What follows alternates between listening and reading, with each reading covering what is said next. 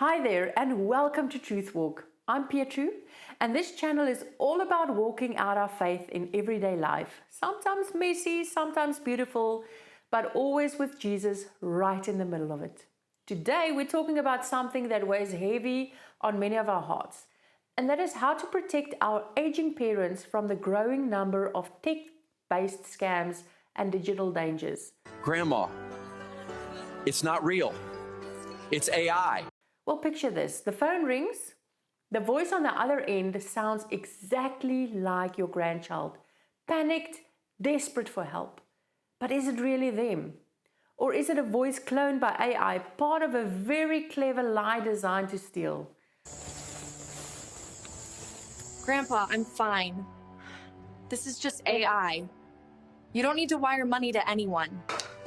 An herbal supplement did not cure my cancer. I'm not even real. Fake faces. Real consequences. Think before you trust. This isn't just the stuff of scary movies. For our parents, this is the world they live in right now. A digital world they didn't grow up in. A world that's often turned against them.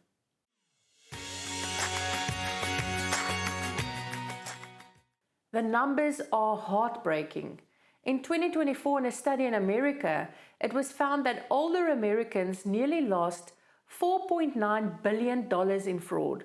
There's a 43% jump in just 1 year. The average loss, over $83,000, but it's not just about the money. It's about lost peace of mind, broken trust, and stolen futures. As Christians, we need to ask ourselves, are we doing all we can to stand in the gap for them? Our parents, the ones who raised us, taught us, and often led us to Jesus, they're now trying to navigate a world that leads and feels completely foreign. And scammers know it. They actively target older people, not just because they may not be up to speed with digital security, but because they often spent decades saving and they come from a more trusting generation. The tactics are constantly changing. It's emails, text messages, fake phone calls, tech support, scams, and now deepfakes. Imagine a voice that sounds just like a grandchild in trouble, pleading for help and money. That's cruel. And too often, our parents are walking through this digital minefield without any guidance. When one of these scams hit, it's rarely just about the money. It cuts deeper. There's shame, embarrassment, a loss of confidence in themselves and their ability to use technology safely.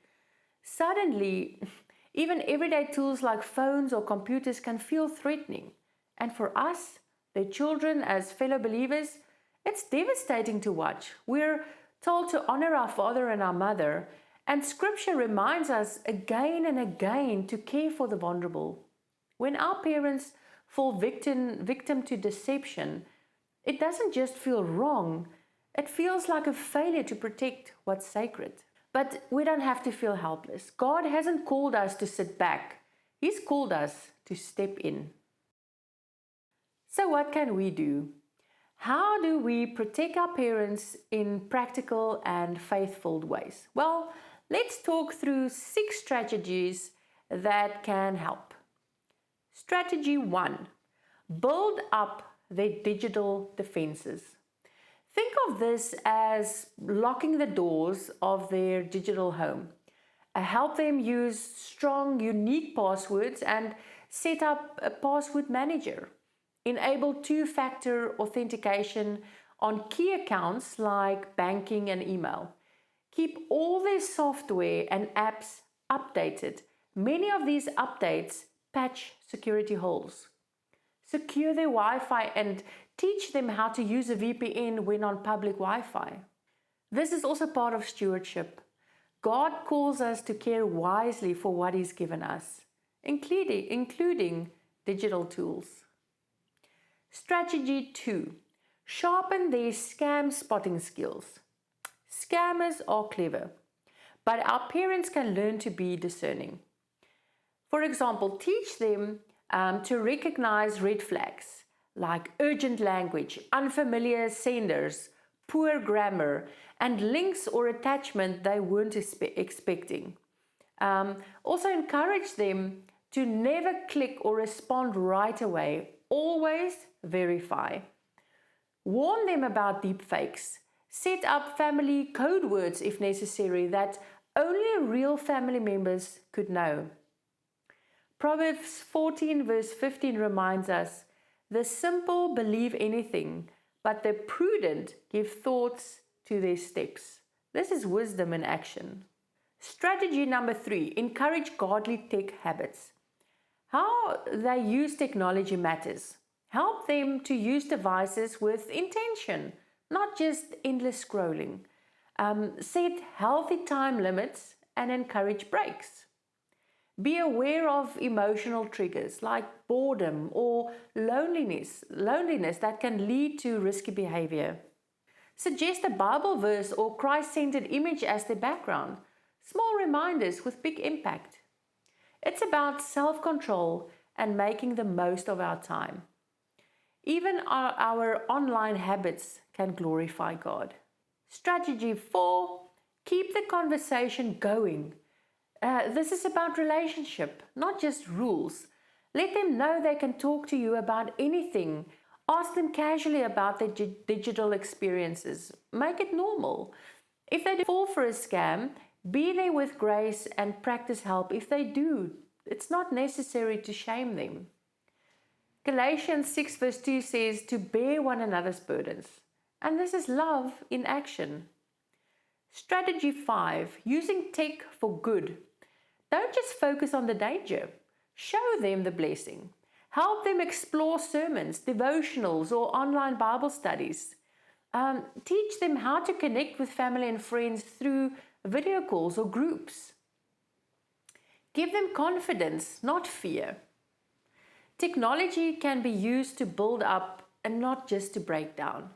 When used wisely, it's a tool for faith, fellowship, and growth. Strategy 6, the power of prayer and community. All of this needs to be soaked in prayer.